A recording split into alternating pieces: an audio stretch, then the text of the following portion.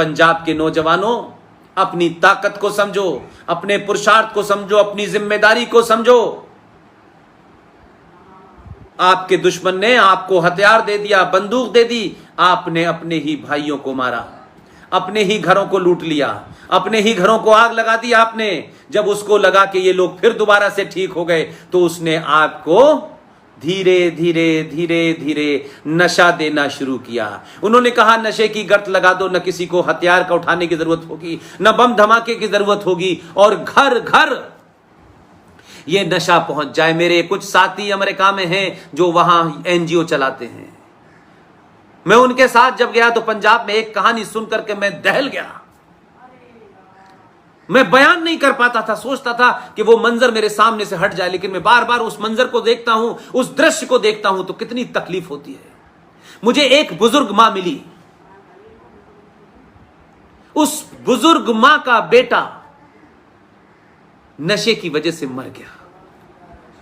उस बेटे का एक बेटा था और घर में कोई नहीं था। उस मां ने हमसे कहा, बूढ़ी मां जिसने इस देश का पार्टीशन देखा, सबको मरते देखा, लाशों के बीच में अपने आप को सोते हुए देखा, और वहां से खड़े होने के बाद एक आजाद भी देखा और पंजाब भी देखा। पंजाब में तमाम ग्रीन रेवोल्यूशन से लेकर तमाम चीजें देखी, लहलहाते खेत देखे, लेकिन उसी मां को जिंदा रहना पड़ा इस दिन देखने के लिए। उसने बताया कि मेरा अपना बेटा नशे की हालत में था, बीवी शादी भी हो चुकी थी, बच्चे भी थे, पत्नी इस गम में मर गई कि उसका पति जवानी में नशे की वजह से मर गया। लेकिन जो उस बेटे का बेटा था, उसकी कहानी अगर 2 लाइन की है तो आज पंजाब के युवा और अखिल भारतीय विद्यार्थी परिषद जो जमीन पे काम करती है, जो राष्ट्र के लिए काम करती है, जो छात्रों में राष्ट्र भावना जगाती है, इसलिए एबीवीपी के लोग भी अपनी कार्य पद्धति को बदलें और युवाओं में सत्यता के साथ, लॉजिक के साथ, रेफरेंस के साथ, आपकी पार्टी क्या है, पार्टी को अपना काम करने दीजिए। आप छात्रों के अंदर उन किताबों का जिक्र करिए जो किताबें राष्ट्रवादियों ने नहीं लिखी हैं, उन किताबों का करिए जो मक्कारों ने लिखी हैं, जो मक्कार बार बार उन किताबों का हवाला देते हैं। उन किताबों को पढ़ के उनके घर में झूठे को घर तक छोड़ के आइए।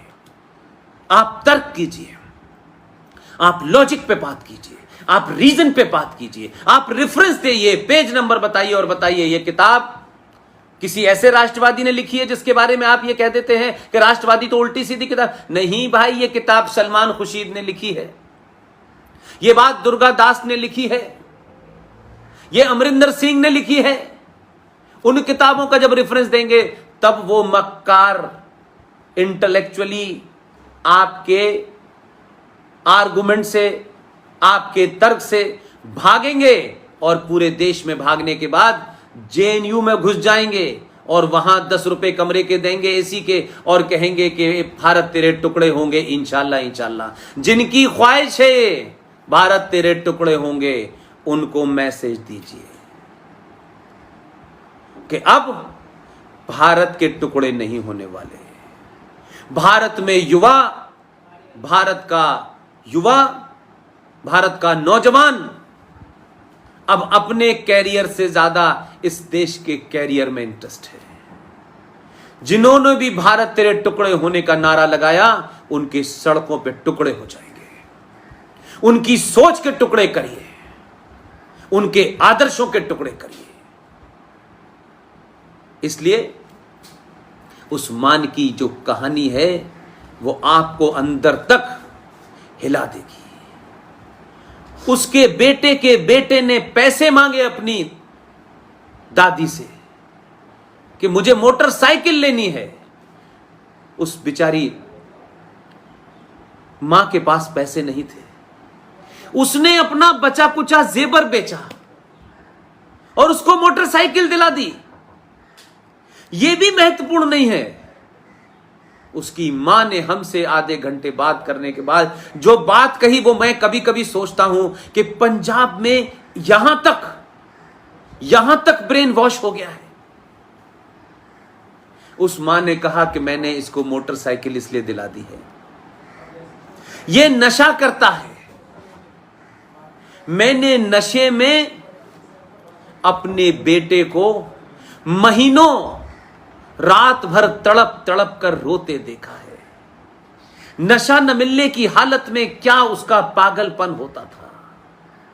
दीवारों में सर मारता था, घर में चीजों को तोड़ देता था। इतने उसकी तकलीफ को मैं बर्दाश्त नहीं कर पाती थी, मैं रात भर रोती थी। जब वो मर गया तो मेरे मन में यह हुआ कि ये इस तकलीफ से दूर हो गया। लेकिन मेरे बेटे के बेटे ने मोटरसाइकिल जब मांगी और जिसे नशे की आदत थी, उसने घर के बर्तन बेच दिए, घर का सामान बेच दिया, चद्दर तकिए बेच दिए। लेकिन मैंने मोटरसाइकिल उसे इसलिए दिलाई भाई साहब कि मैं ये चाहती थी कि ये मोटरसाइकिल चलाए और इसका एक्सीडेंट हो जाए एक दिन और ये मर जाए, क्योंकि मैं इसको इस नशे की हालत में तड़पते हुए दोबारा देखने की क्षमता मेरे अंदर नहीं थी।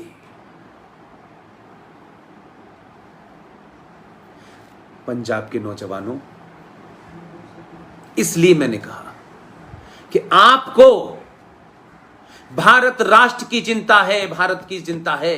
भारत जमीन का टुकड़ा नहीं है। जमीन के टुकड़े की रक्षा करने के लिए लद्दाख में निहत्ते भारत के फौजियों ने 50 चाइना के सैनिकों की गर्दन मरोड़ के मार दिया है।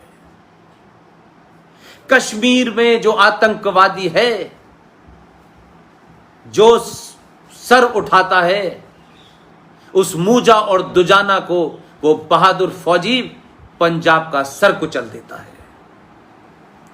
आपको आपके बीच में, आपके कॉलेज में बैठे हुए ये बौद्धिक आतंकवादी, ये इंटेलेक्चुअल आतंकवादी, ये एकेडमिक आतंकवादियों को कुचलना है, ताकि कोई बूढ़ी मां अपने पोते को मोटरसाइकिल इसलिए न दिलाए कि इसका एक्सीडेंट हो जाए और जी इसको तकलीफ में देख नहीं सकते।